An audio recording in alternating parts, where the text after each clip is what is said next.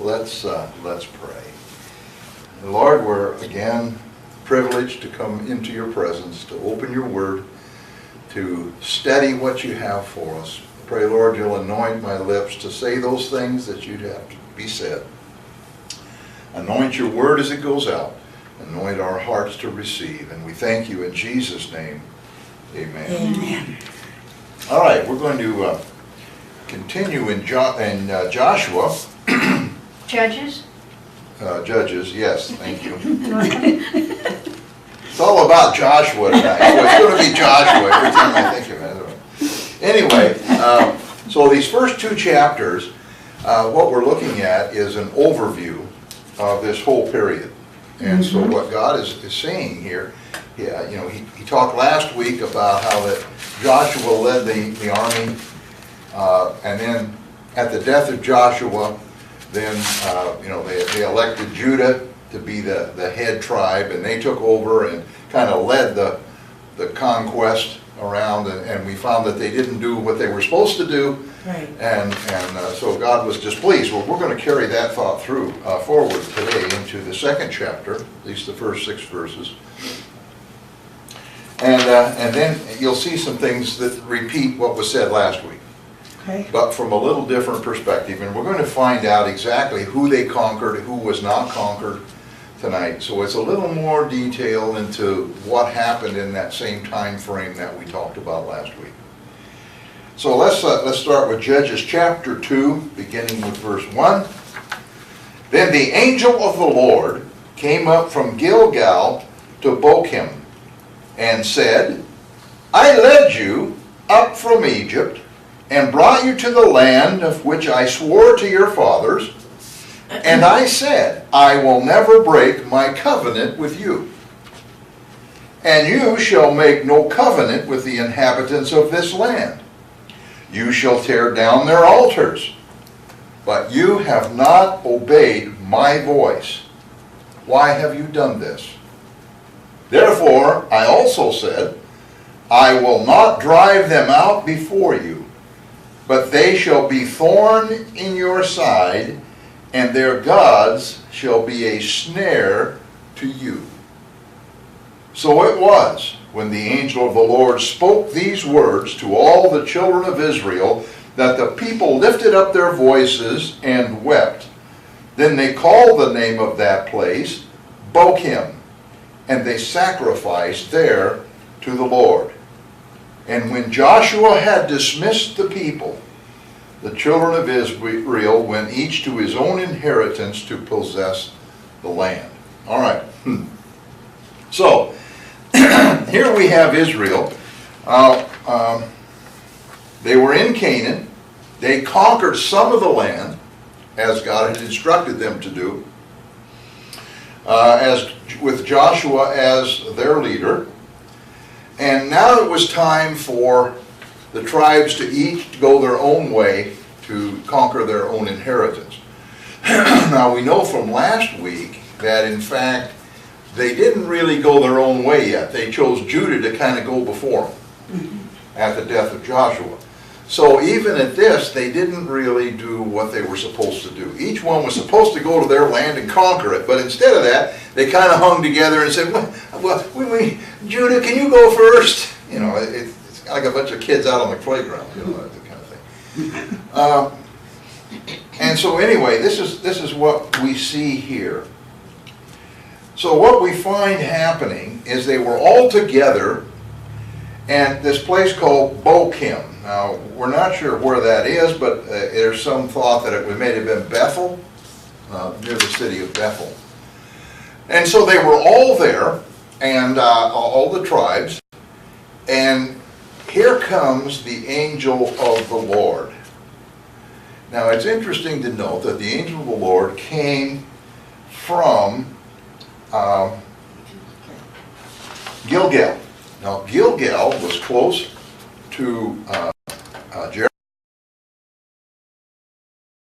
an important place. It was close to Jericho, and it was a place where Joshua as a memorial to Israel entering the promised land, and where all the men born in the desert were circumcised. This, you'd wonder, what's really kind of that. But you'll remember, if you remember, when they crossed into the promised land, each tribe to go get a stone. And it wasn't a little stone, it was, and they were to march down into the river Jordan, which stopped flowing, it was dry, line up, and they were to stand there with their stone as the children of Israel passed by. Now, a pebble, that's one thing, but if they're holding a big stone and you've got 1.5 million, 2 million people, got to walk standing there. So it kind of gives you some idea of the effort on the part of the elders of each tribe to stand there and hold that stone. And then when everybody was passed, they all came up out of the Jordan, and he had the stones, and they put them in a circle. And that was at Gilgal. Also, while they were there, God instructed Joshua to circumcise all of the men.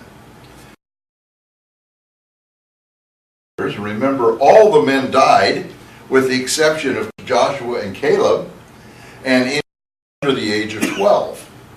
They were the only ones left. So none of them except Joshua and Caleb. So they circumcised, and circumcision was a sign, or had a symbol, if you will, of separation. They were to separate themselves. So what I find interesting here is the angel of the Lord was at Gilgal, the last place where they had publicly laid out stones of remembrance for what God had done, and we'll see how this plays out in a minute. A place of memorial, and they had taken this step unto God. Now, the angel of the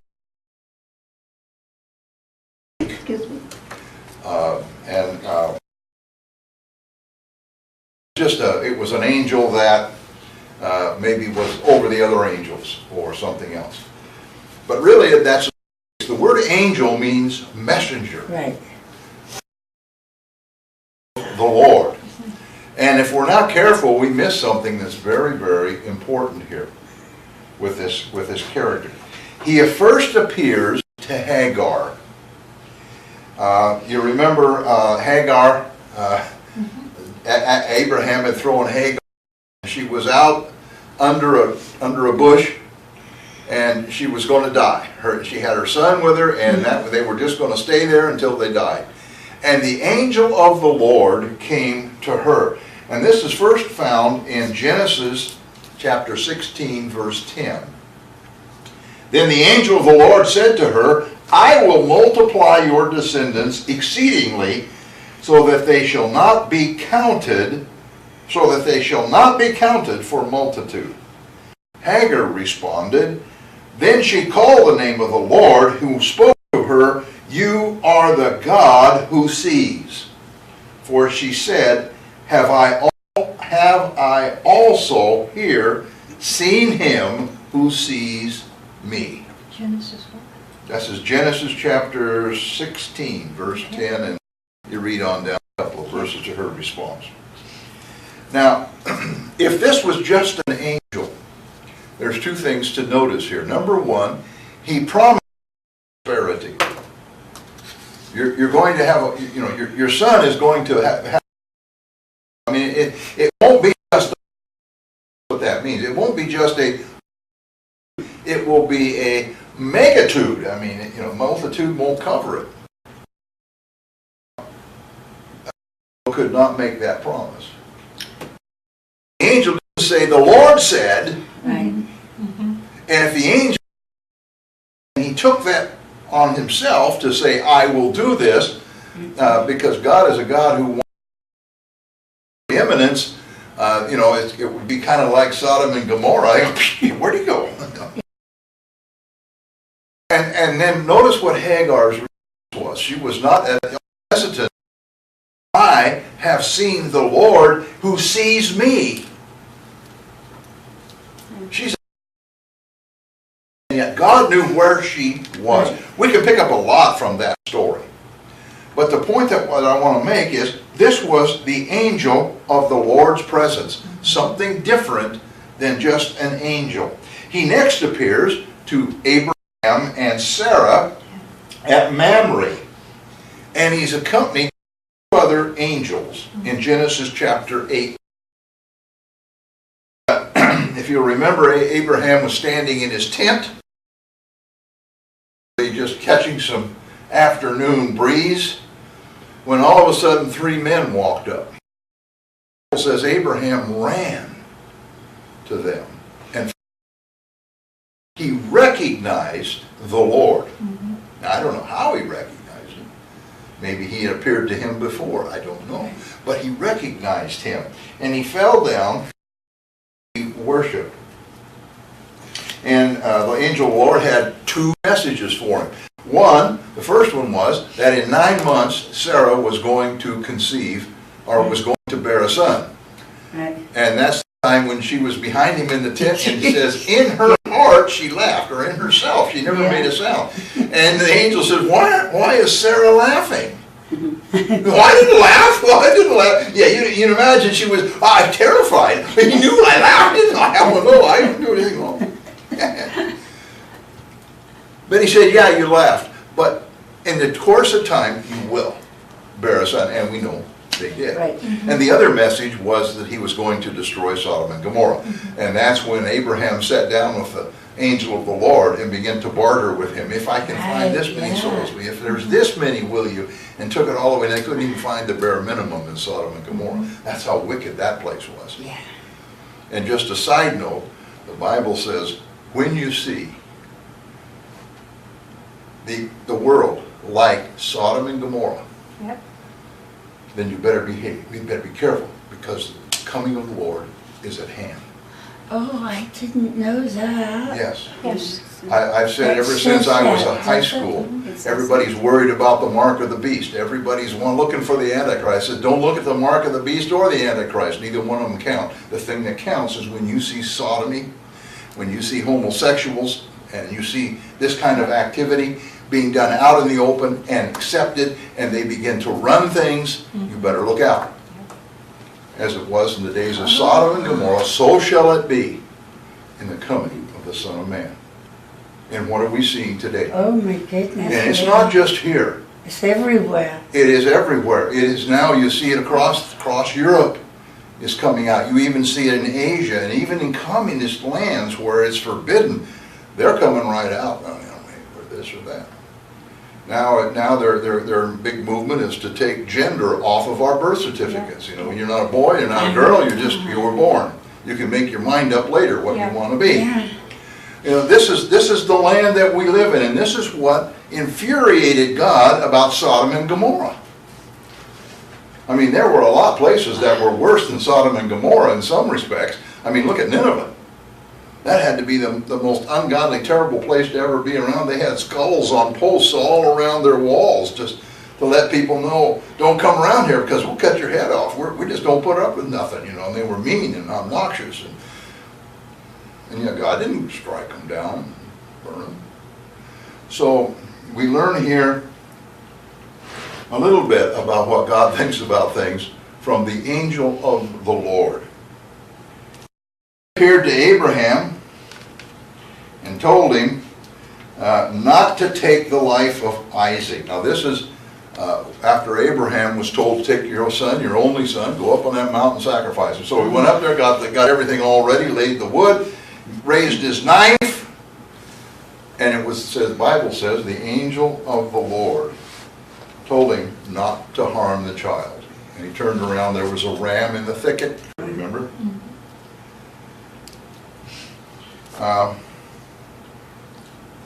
And the angel told him, he said, now I know that you fear me. You know, we look at that story and we think about faith, and we use all kinds of, we draw all kinds of conclusions from that story.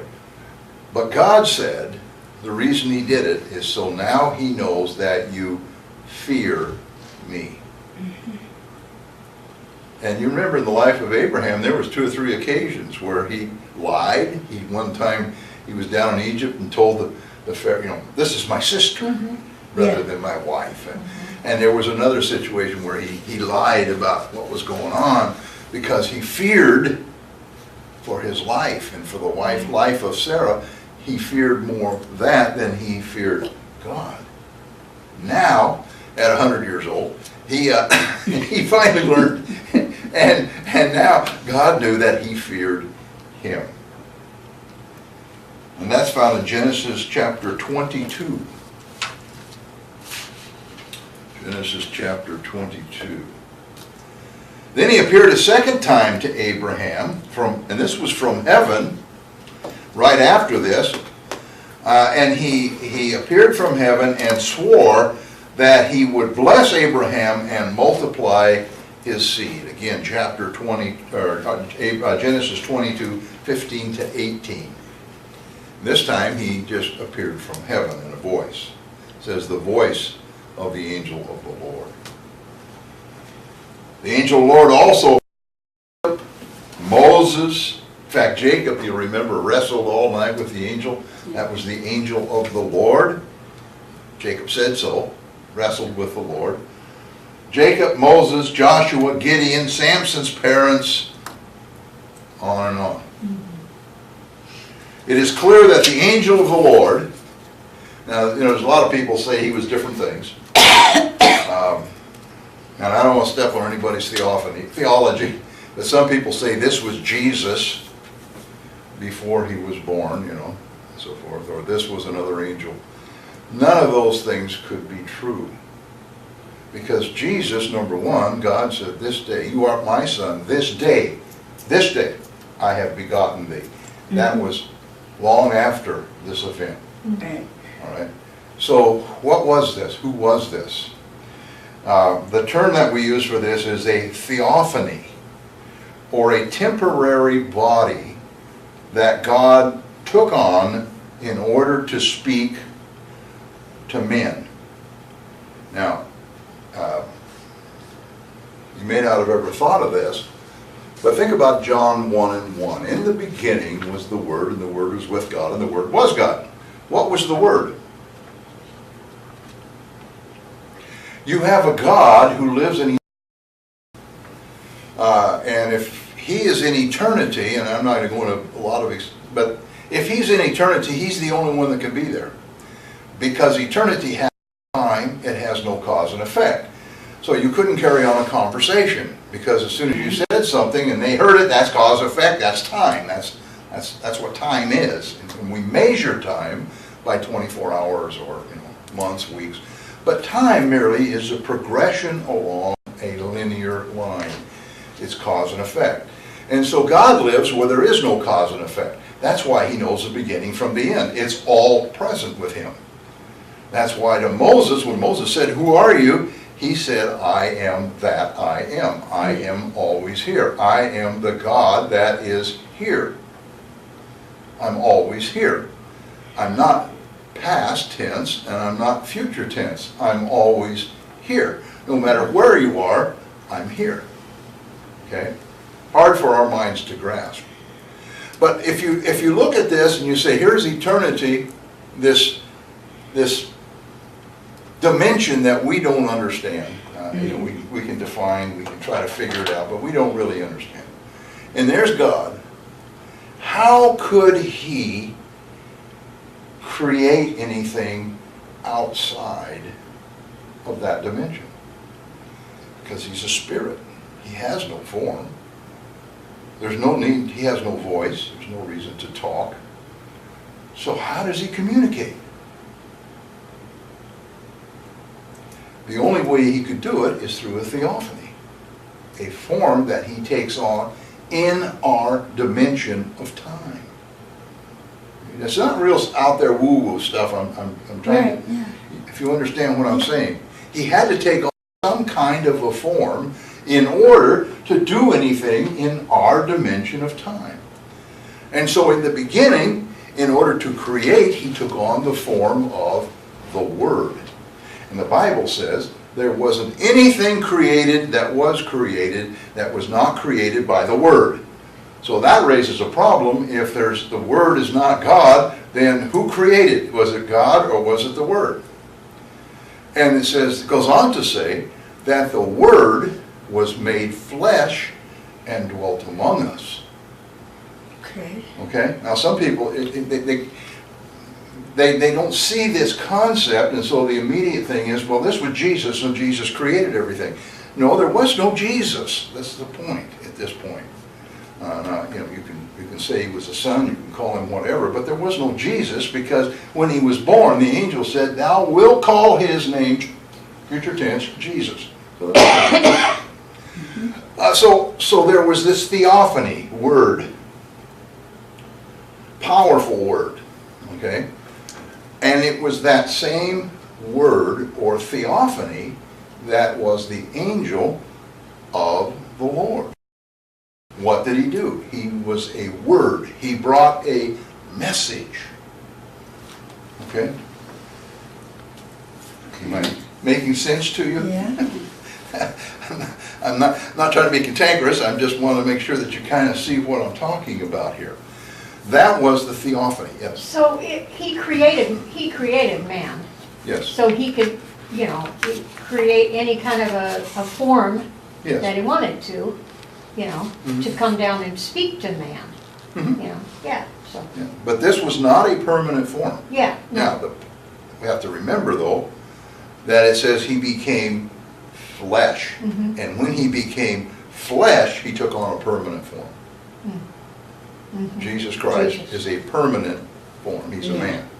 So he was Son of Man, Son of God. But before that, we had no flesh. We had no anybody that fit that criteria. Now, this is another interesting thing about angels and the angel of the Lord. They obviously could eat and drink, because when they appeared to Abraham, Abraham told him, "Don't leave, come right in and sit down." He called his servants, they washed their feet, they went out, they killed a lamb. He went into Sarah and said, "Quick, make some cakes." And they had a feast in his tent. And two angels and the angel of the Lord sat there and had dinner with him. So, we think about angels as being some kind of a creature that doesn't eat or, floats around on clouds and plays harps all day. But in reality, remember when they were in the wilderness, God provided manna. What did he call the manna? Angels' food. Yeah. So evidently the angels ate manna. That's what they eat. So, we sometimes tend to over-spiritualize everything. I mean, by that I mean, we kind of get into this thing that an angel is semi, what do you call it, opaque, kind of floats through the walls and doesn't eat, and, he just flies in and flies out. No, that's not really backed up by Scripture. So anyway, that was the angel of the Lord. All right. Now the angel of the Lord came to Israel. Now every time the angel of the Lord appeared to somebody, they all had different reactions, but they all ended up worshiping in one form or another. And the angel came to Israel, and he told them that they had failed to keep their part of the bargain, their part of the covenant. This was the God who had led them out of Egypt and into the land that he had promised to them, and he would never break his covenant with them. And by the way, what form did he take when he led them out of Egypt? Fire and cloud. Fire by day, cloud by night. So we see here the theophany taking on a different form. Moses in the wilderness, how did he appear to him? The Bible says it was the angel of the Lord appeared to Moses in the burning bush. So in other words, he was fire to Moses. All right? So again, God taking on a form, a temporary form, in order to communicate. So, And this angel of the Lord said, I'm the one that led you out of Israel. So he puts himself as the deliverer of Israel. He instructed them to not enter into any covenants with the people living in Canaan. And they were to tear down all their altars, the Canaanite altars, but they failed to obey his commands. Now, they were not to enter into any covenants, anything, any contracts with these people, because they were all supposed to be run out of the land. And they failed. And it's kind of almost interesting, well, it's almost comical in a way. I don't know that you'd really say it comical, I don't know how else to put it, but it's very interesting anyway. The angel says, why have you done this? So he tells them, you didn't do it. Why didn't you do it? And I think that has to be probably the most condemning words that you can hear. If you're a kid and you were supposed to do something and you didn't do it, the worst thing you wanted to hear was, why didn't you do it? He gave them the opportunity to provide a reason, but nobody gave a reason.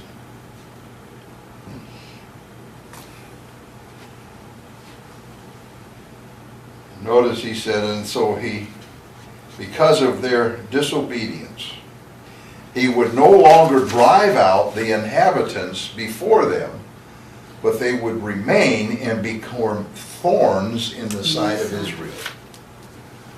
Now, they could drive them out if that's what they wanted to do. What I read here isn't that they were not going to allow, he was not going to allow them to drive them out, but that he wasn't going to do it. He wasn't going to do another Jericho. Up until now, when they went into battle, he just went before them and that was it. I mean, they'd go out there and fight a few and they'd all be dead and everything was easy. Until they got to Ai, and you remember the problem with the blocks of silver and the stuff that the one buried in his tent, and so they lost the battle and they figured it all out and killed him and his family, and then God gave him the victory over Ai because they went first. But he's not going to do that anymore. In other words, if you win victories, you're going to do it on your own. Yeah. And that's the way God does things. Sometimes, instead of just shutting people off, or I'm just going to throw you in the fire right now and we'll just call it quits, he just stops going before us. And when you see people struggling, trying to live, they're struggling doing things, quite often it's because they haven't kept their end of the bargain. And God isn't going to just chop them off. He's just not going to go before them. And you see that a lot in people who rely on the finances of this world. I mean, from the day they go to work almost, they're saving for their retirement, and all they can think about is, how am I going to live after I retire, and how can I do this? And they're constantly struggling with making their payments and trying to put enough to retire or send their kids to college or whatever it is. And there's nothing wrong with doing those things, but when it becomes paramount, and that's where your focus is, that's where you get in trouble. Because he said, put him first, and all of these things are going to follow. When you keep your covenant with God, you get all of these things. And I don't know how many times I've watched this go on, and then they come up for time for retirement, and they got to sell their house, and they have to sell the boat they bought because they can't afford to live, and they were going to have such a great time, but it didn't work out, and these investments failed, and and they just have an awful time. I wonder if it's because they broke their covenant, their end of the bargain with God. So he said they were going to be a snare to Israel, and they certainly will, and we'll see that in the book of Judges. And they would become a snare. Their idols, their gods, would become a snare to Israel. We're going to look at some of these idols or these gods here in a few minutes. So after the angel of the Lord had ceased with his pronunciation on them, it's interesting what they did. It says the people, all the people, began to weep You know, when the Lord comes by, whether in the form of a theophany or His Spirit moves into your service, it's amazing when He really comes in, how you suddenly feel so condemned. I don't know about anybody else, at least I certainly do, and I know I've talked to every preachers and everybody else, and they all say the same thing. Boy, the Spirit of God was so thick in there, it just felt condemned. I mean, our conscience just, because we're in the presence of a perfect God, and we can never be perfect. We can never meet the expectations of God. That's why He's merciful. That's why He gives us grace, because we can't possibly do it. He said, you know, the best we can do is those filthy rags as far as He's concerned. Yeah. That's really. And you notice these people, of course, they had sinned, and He pointed them out to, but they began to weep, and all of Israel began to weep. And so they named that place Bochim, which means weeping. And then they sacrificed there to the Lord. Condemnation. Condemnation. And the realization that at our best, we still need to repent, always follows the presence of God. You notice in services, and occasionally the presence of God will come in really strong, but even if He just comes in a little bit, what's the first thing you see? It's tears starting to work. You know, people begin to, and that's the kind of presence that I want. I enjoy a good service. On a good song service, He comes in, and boy, you know, you get pumped up, and you're praising, and you feel the presence. That's good. But when He comes in and just digs down into you, that's what we need. That's what makes us acceptable in His sight, when we respond the way the children of Israel, with weeping. All right, so after the angel of the Lord had finished, probably left, Joshua dismissed the tribes so they could conquer their own territory. All right, let's move on to Judges chapter 2, verses 7 to 10. This is the death of Joshua. So the people served the Lord all the days of Joshua, and all the days of the elders who outlived Joshua, who had seen all the great works of the Lord which He had done for Israel. Now Joshua, the son of Nun, the servant of the Lord, died when he was 110 years old. And they buried him within the border of his inheritance at Timnath-Heres, in the mountains of Ephraim, on the north side of Mount Gish. When all that generation had been gathered to their fathers, another generation arose after them, who did not know the Lord, nor the work which He had done for Israel. All right. So as long as Joshua and all the tribal leaders were alive, and those that had spent the 40 years with Moses in the desert, as long as they all lived, the people served the Lord. Why do you think that was?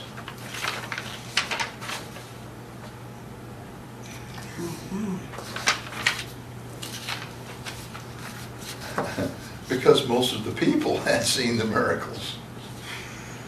You know, when you stop to consider, Joshua lived approximately 31 years after entering Canaan, and the elders were probably also lived another 30 years or so. When Joshua left Egypt, he was probably in his mid-30s. This is just figuring back from his age of death. So, all of the people,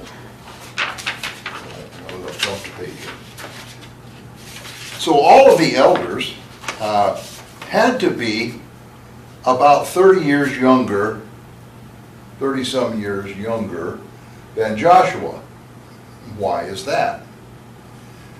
Because when they came to Kadesh Barnea, and Joshua, who was in his mid-30s, and Caleb, who was evidently a little older, went out as spies, okay, and they came back and they had the 2 good reports, and the other 10 said, we can't go in. What did God do? He sent them out into the wilderness to wander for 40 years. During that 40 years, every man and woman, every adult died. Right. So the only ones left had to be approximately 12 years old or younger. So the leaders, the elders of the tribes, when they crossed into Canaan, couldn't have been more than about 54 years of age. Because all the rest of them were dead. Okay? So you see where I'm coming from. So if they lived, if Joshua lived 30 years after they crossed into Canaan and he died at 110, these other leaders were probably about 30 years behind him in death. Or it would have been, that's a round figure, I don't know when they all died. So they had approximately 60 years in the promised land until all the elders were dead.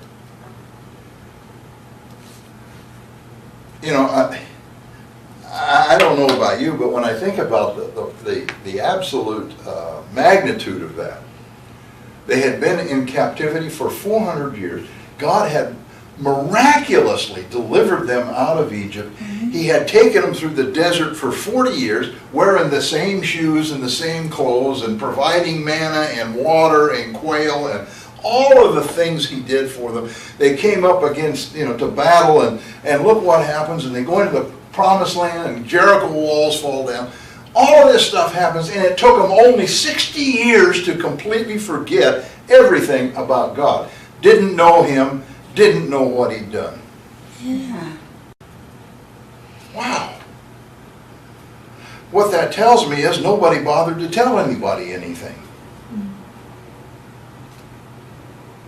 Now, you could have listened, you could have went to any of the Canaanites, and I'll guarantee you they could have told you all about the history of Baal. They could have told you who his father was and his mother, and how he was, married to Ashtoreth, and Ashtoreth had this a mistress, and Baal had a mistress, and all of that. And they could have told you the whole story, as fictitious as it was. I'll never forget, I went to a Mormon funeral. Lady and her husband worked for me. They were Mormons, and she had passed away, and I went to the funeral. And I think of that hour, over an hour the funeral was, and there was only 3 people that spoke, and only about 10 minutes had anything to do with her. And the other hour and almost a full hour was about Joseph Smith. Oh.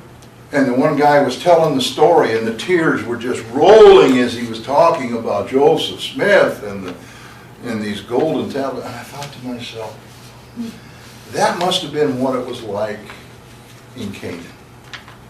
They could tell you all of the myths and stories about their gods. But how many can tell the story about the one true God? Yeah. It only took them about 60 years. And it was gone. That's tragic. That's tragic.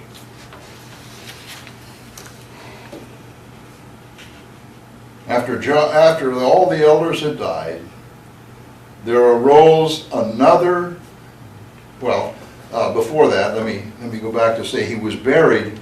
He was 110 years old.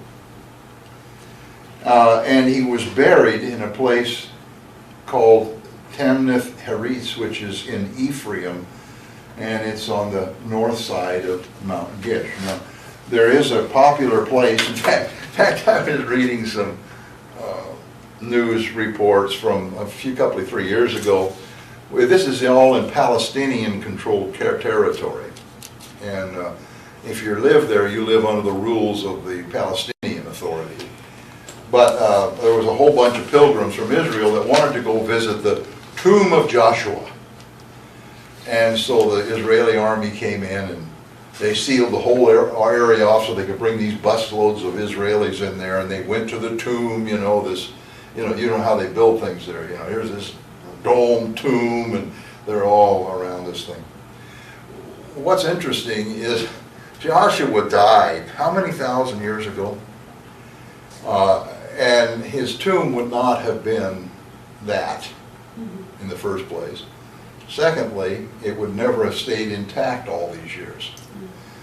From the Ottoman Empire and the Crusades and the fighting that went on, and just it would never have stayed. It would have been disintegrated.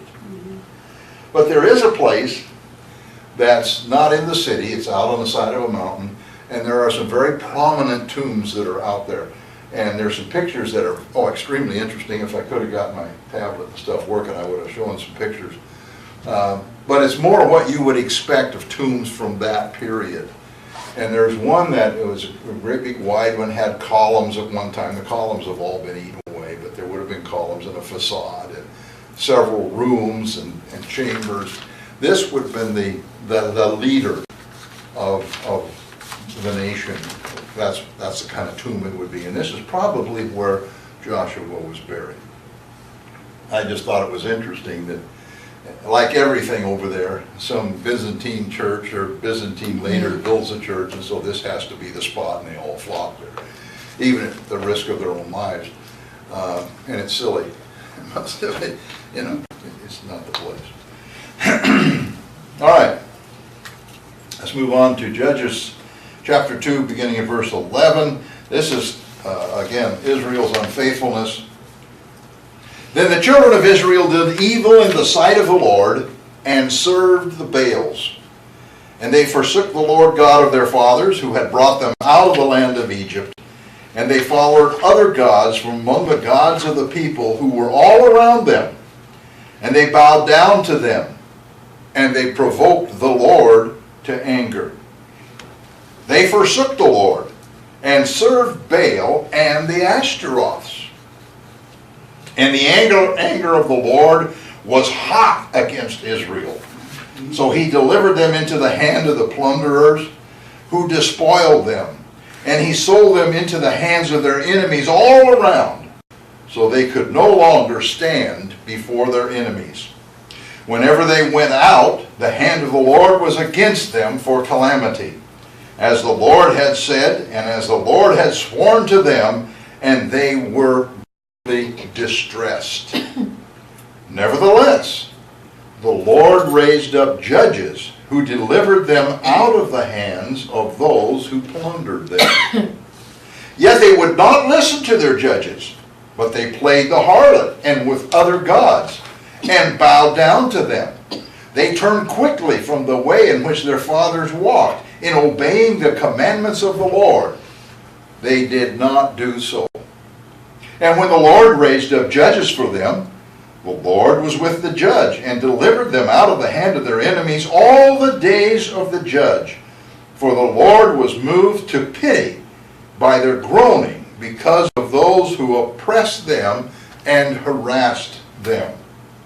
And it came to pass, when the judge was dead, that they reverted and behaved more corruptly than their fathers by following other gods, to serve them and bow down to them. They did not cease from their own doings, nor from their stubborn way.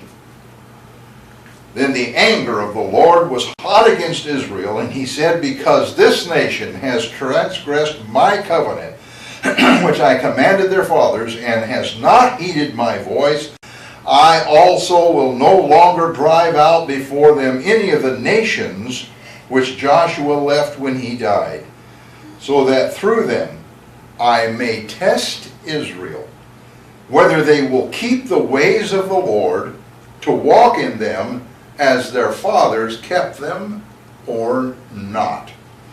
Therefore the Lord left those nations without driving them out immediately, nor did he deliver them into the hands of Joshua. All right, so we have a bit of information here. So this generation that didn't know the Lord, they were evil in the sight of God, and they worshiped the different deities of Baal. Notice it says Baals. Baal was considered the most powerful deity of the Canaanites.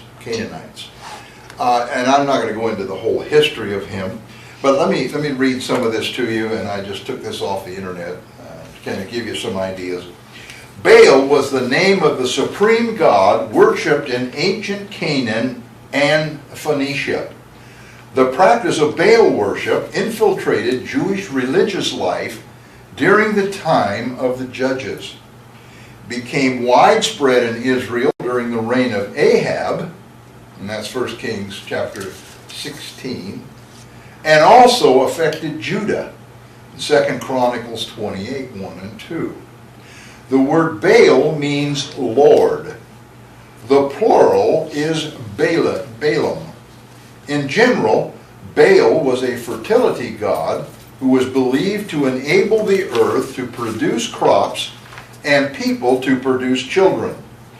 Different religions worship Baal in different ways, and Baal proved to be a highly adaptable god. Various locales emphasized one or another of his attributes and developed special denominations of Baalism. Baal of Peor, found in Numbers 25 and 3, and Baal Berith in Judges 8:33 are two examples of such localized deities. According to Canaanite mythology, Baal was the son of El, the chief god, and Asherah, the goddess of the sea. Baal was considered the most powerful of all gods, eclipsing El, who was seen as rather weak and ineffective. In various battles, Baal defeated Yam, the god of the sea, and Mot, the god of death and the underworld. Baal's sisters and consorts were Ashtoreth, a fertility goddess associated with the stars, and Anath, the goddess of love and war. The Canaanites worshipped Baal as the sun god and as the storm god. He is usually depicted holding a lightning bolt, who defeated the enemies and produced crops. They also worshipped him as a fertility god who provided children. Baal worship was rooted in the sensuality and involved ritualistic prostitution in the temples. At times, appeasing Baal required human sacrifice, usually the firstborn of the one making the sacrifice. We see that Jeremiah chapter 19 and 5. The priests of Baal appealed to their god in rites of wild abandonment, which included loud, historic cries and self-inflicted injury. We see that in 1 Kings chapter 18:28. Remember Elijah, the prophets of Baal.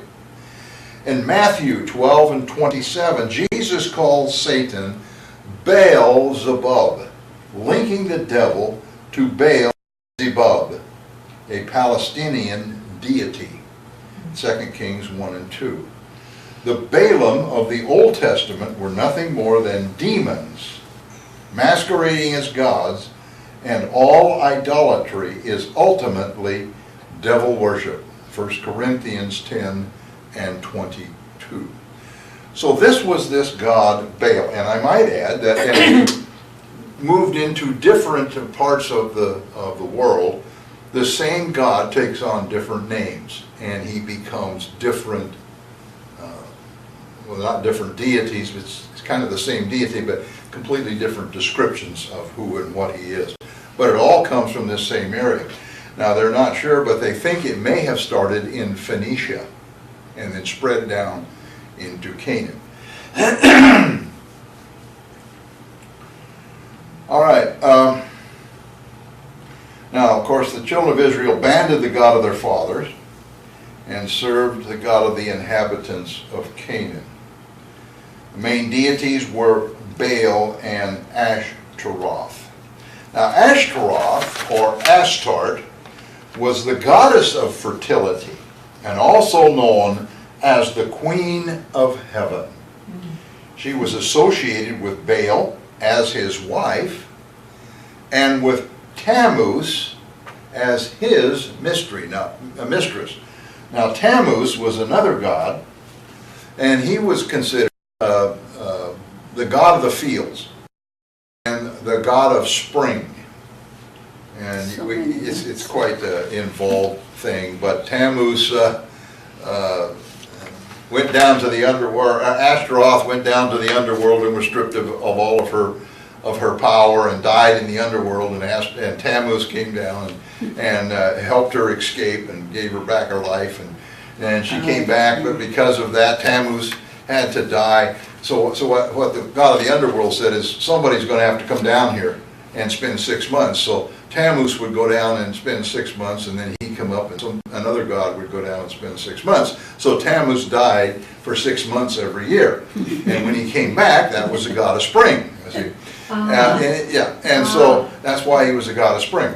Now, it's interesting, and this is just kind of a side note, we're entering into Christmas season. Have you ever seen a fir tree in Israel? How about a bunny rabbit? You ever see a bunny rabbit? In this I never seen it. A bunny rabbit, the years. How about bunny eggs? You ever see bunny eggs?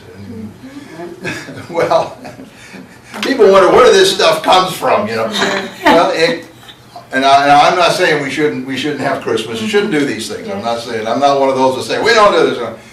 But one of the things at Tammuz was a fir tree. That was a symbol of Tammuz. And every year at springtime, when he came back to life, they would decorate the trees, much like we do our Christmas trees.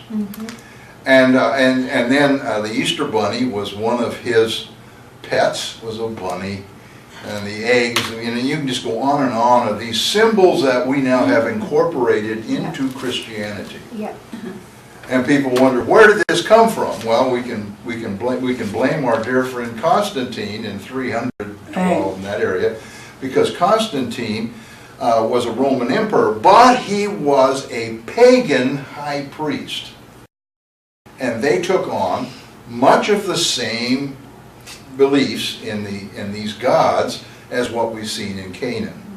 And so what he did was take what he held in his religion, incorporated it into Christianity as a way of controlling Christianity. All right, if you have them on my side and we're all in the same boat, we're not going to have any revolts and everything will go smooth. And that was his ideas. And so he incorporated the two, and of course they've stuck. And through the Catholic Church primarily, because he started the Catholic Church also. Teachings of the Catholic Church can be traced back to the Council of Nicaea in 312. So, just as information, that's where a lot of this stuff comes from. So if you wonder why some people get really upset when we put up a Christmas tree in the church, that's why. Some people, they have to try to assign some evil thing to anything you do. You know what I mean? They just can't look past the point. I don't care where it came from. What are we doing today? Are we worshiping that tree? The day we start worshiping that tree is going out in the garbage. If I have to come in and saw it out and throw it out myself, it's gone. But we don't worship the tree. It's a decoration. It's part of Christmas and what everybody associates with Christmas. So anyway, that's my tribe for a moment, for the night. I'll get off my soapbox.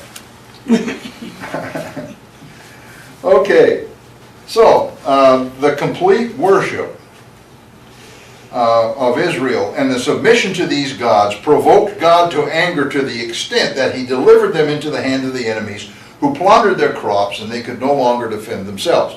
So what happened is they could no longer raise an army. In fact, their enemies would defeat them, and then they would take all of their weapons. And so they didn't have weapons. You remember the story of Gideon. You know, everybody says, well, you know, they put their swords away and said, well, they didn't have very many, because the surrounding tribes wouldn't allow them to have it. And so they got to the point where they were so weak they couldn't even muster an army. And we'll find out in a little while, in a bit here, that they didn't have anybody that even knew how to go to battle. They didn't know how to fight. They weren't even allowed to have weapons. All right, so what would happen is Israel would grow their crops, and then it would come time for the harvest. And you remember, as we talked about Ruth and the threshing floor, they would get their crops, and the enemy would just wait until they threshed all of their crops and they had it all in the barn, and they'd just come down and take it all. So Israel was left without food. They were in the destitute times, and that's why we found Naomi, who left with and went to around the lake there to the other I can't remember the name of the place she went to. That's me. Moab. Where she went to Moab because there was a famine in the land. Why was there a famine? Not because they couldn't grow crops, but because this was the time of the judges, and so they take all their crops. So they didn't have anything to eat. Okay. When she came back, it was during the time of Boaz, which was one of the judges. So there was peace, and they weren't taking their crops. You see. All right. So whenever they did try to go out to battle, the hand of the Lord was against them, and they would lose.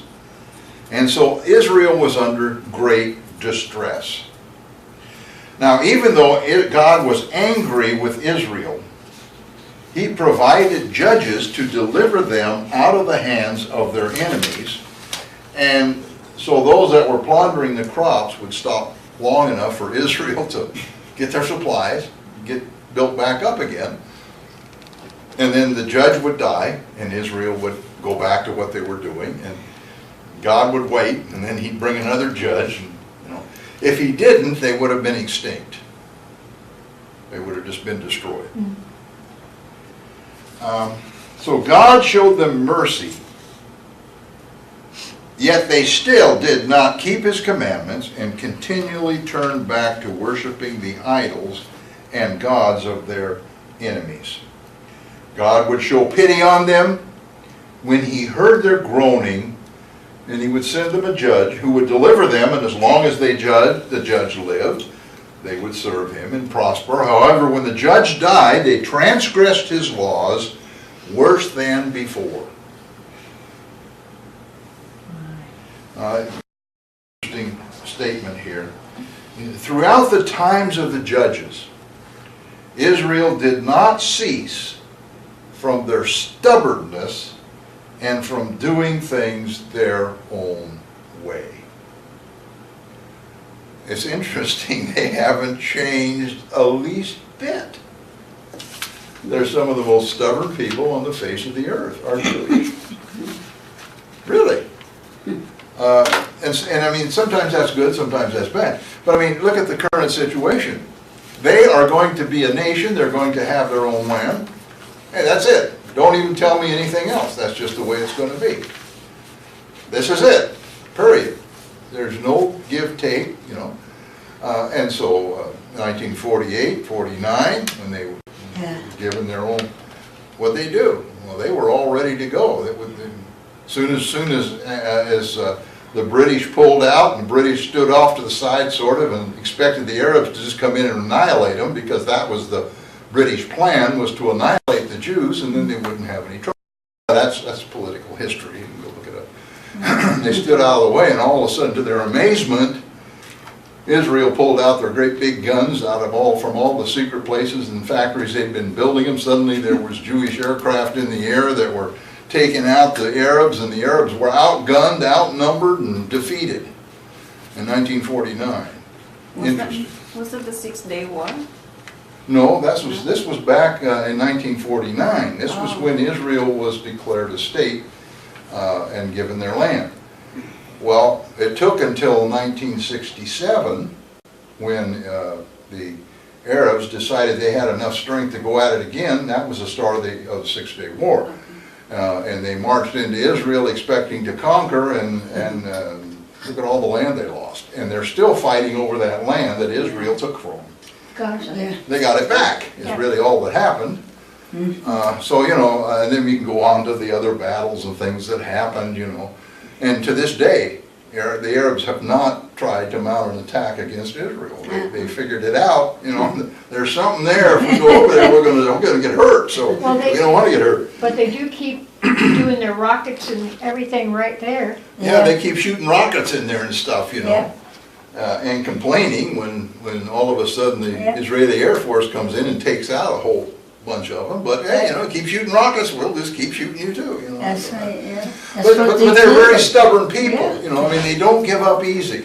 When they want something, that's what they're gonna have. Yeah. Well, unfortunately, in this time span, what they wanted was to be like everybody else. Yeah, right. And we see that at the end of the Judges, when they came and said to the prophet, we wanna be like everybody else, we want a king.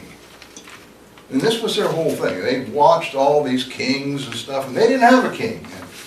So they thought, having a king and doing it like they do it like the world does it, and we'll be successful. Well, the world is not successful, never has been, never will be.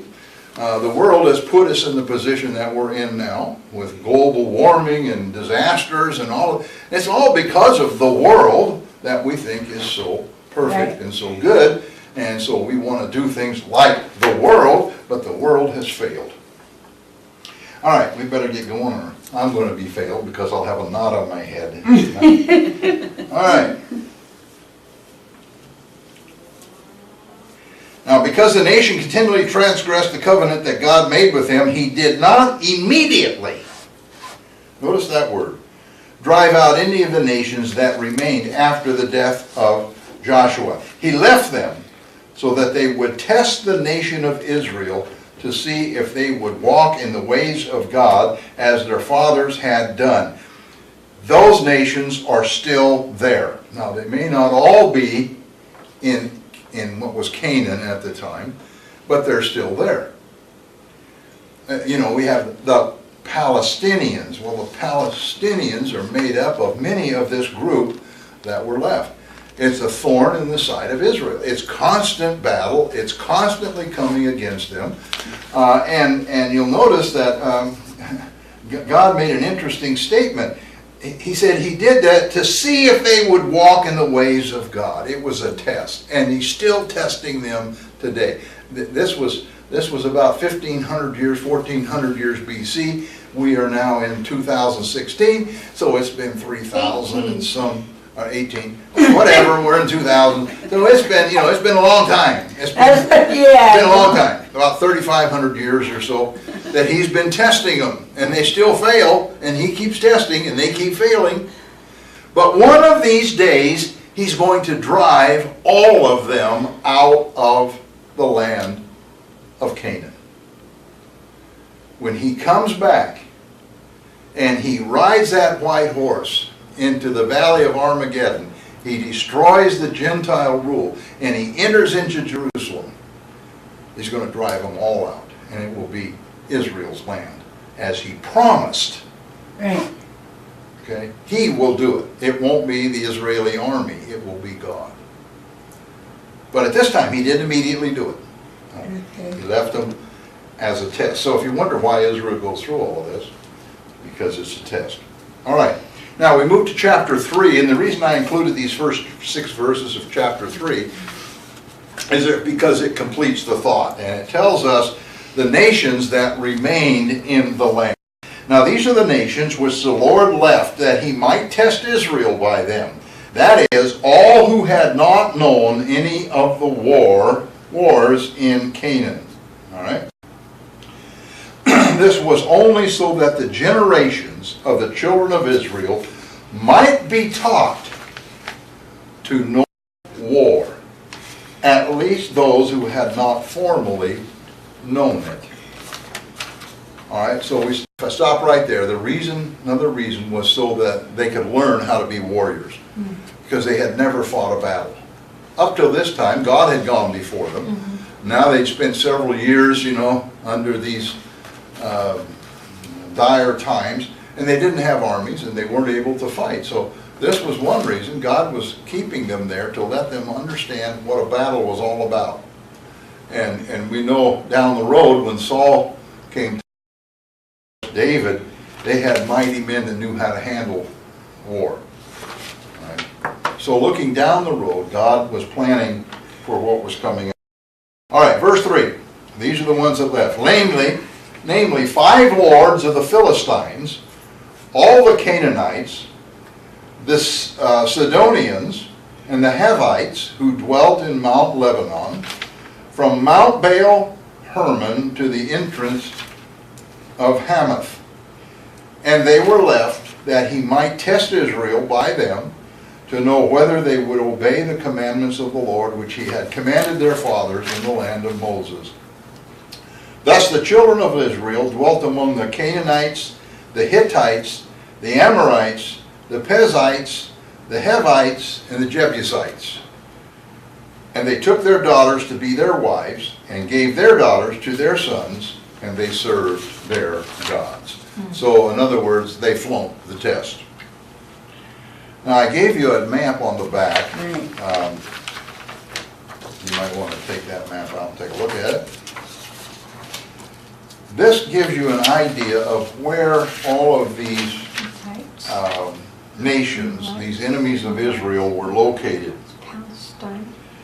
Now some of the people had learned to fight under Joshua, but most of them did not. So you had the 5 lords of the Philistines.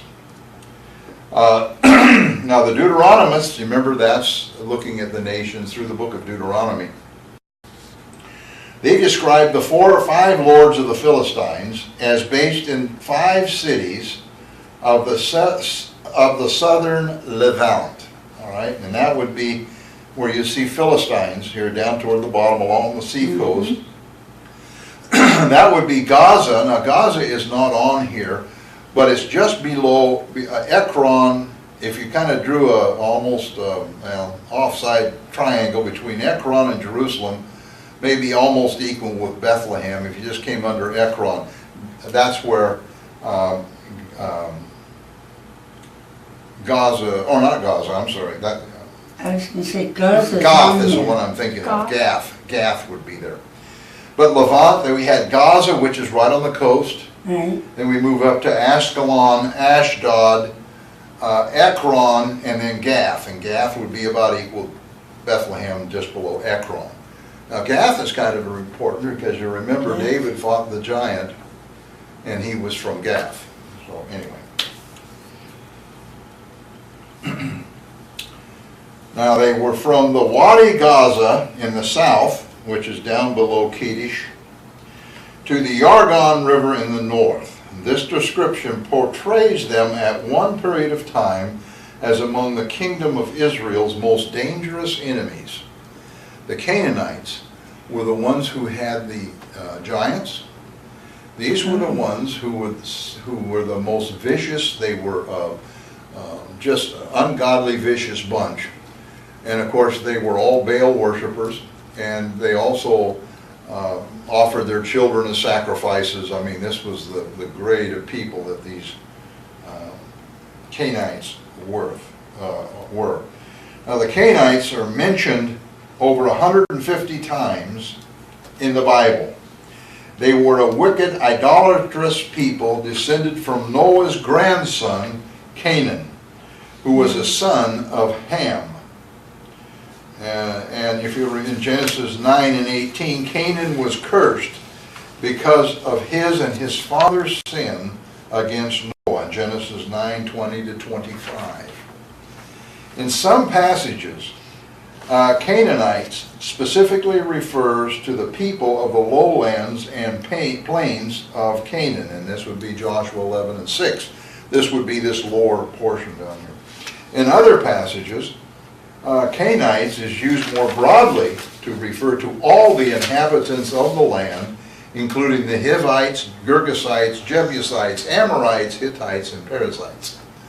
So the term Canaanite can mean either this localized Philistine bunch, or it can refer to the whole all the enemies in Canaan. So, and sometimes it happens in the same portion of Scripture, from one verse to another. So you just kind of have to know if they're talking about Canaanite as being Philistine only, or just all the inhabitants of Canaan. Okay, so that's a little confusing. The Sidonians were the inhabitants of ancient Sidon, which was a seaport of the Mediterranean Sea in modern Lebanon, and you'll see it right up at the top. It was the birthplace of Jezebel, and perhaps the birthplace of Baal worship. All right. The Hivites were a nation that descended from Canaan, also the son of Ham, son of Noah. By the time of the Judges, the Hivites still lived on and near Mounts Lebanon and Baal Hermon, in Genesis 3 and 3. And so did the other Canaanite nations. The Israelites began to intermarry with them and threatened to dissolve, and the Lord sent a long string of enemy kings to oppress them and corresponding judges to liberate them. So it was the Hivites who Israel seemingly first started marrying and cohabitating with it. Now this is what is in today's Lebanon, the Hivites. And Lebanon was a place, you remember when David got ready to build the temple, or gather the stuff for the temple. It was the kings in Lebanon that sent the cedar, because they were known as the cedars of Lebanon. It was a very lush, forested part of the world, and so it was very attractive for people to go up there. And so that's probably why a lot of the Israelites moved up that way.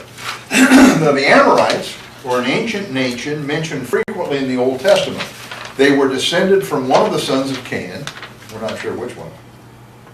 In early inscriptions, the Amorites were also known as Amurah or Amurai. The land of the Amorites included Syria and Israel. Some of the southern mountains of Judah were also called the hill country of the Amorites. The Amorites were known as fierce warriors during their prime. Moses referred to Og, the king of the Amorites, as a very tall man whose bed was approximately 13.5 feet long. Oh, God. Big guy. I would say that's a very tall man. Yes, Og. The king of the Amorites. Yes. Og. Og. Now he was an Amorite. The Perizzites, according to the book of Joshua, the Perizzites were in the hill country of Judah and Ephraim. Mention of the Perizzites in the Bible takes place in 21 of 27 lists of nations that occupied Canaan before Israel's conquest of the land. The name Perizzites means villagers and denotes those who lived out in the open country rather than in larger walled cities. The Perizzites dwelt in the region south and southwest of Mount Carmel in the fertile central portion of Canaan. So these people were probably more nomadic. They weren't shepherds necessarily, but they may have followed the crops, crossed, or whatever. But they didn't live in walled cities or anything like that. That's not on They're not on here, no, okay. because they were all over, basically. Oh, okay, okay. Wherever there was valleys, and you would find Perizzites there. And so they were possibly tent dwellers. We don't know a lot about them. There isn't just a whole lot we can find.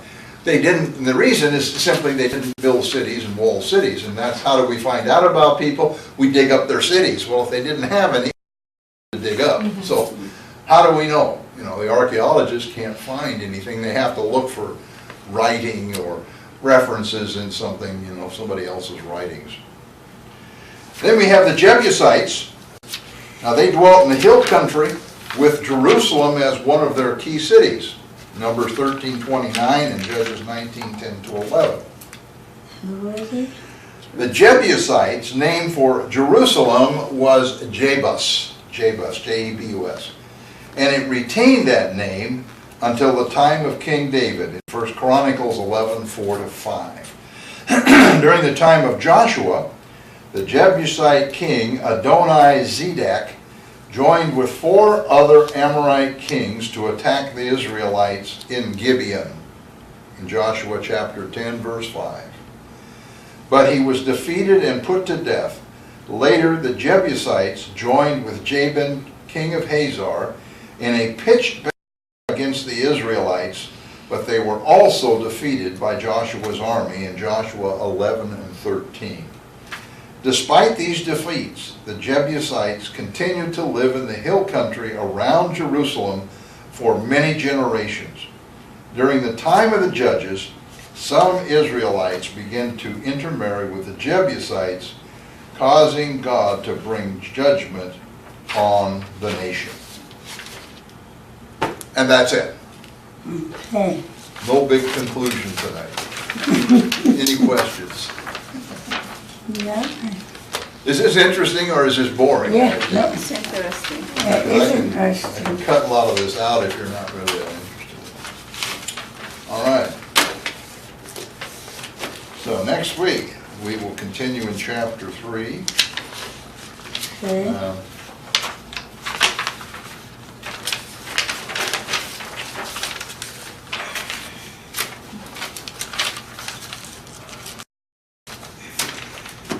All right. Okay.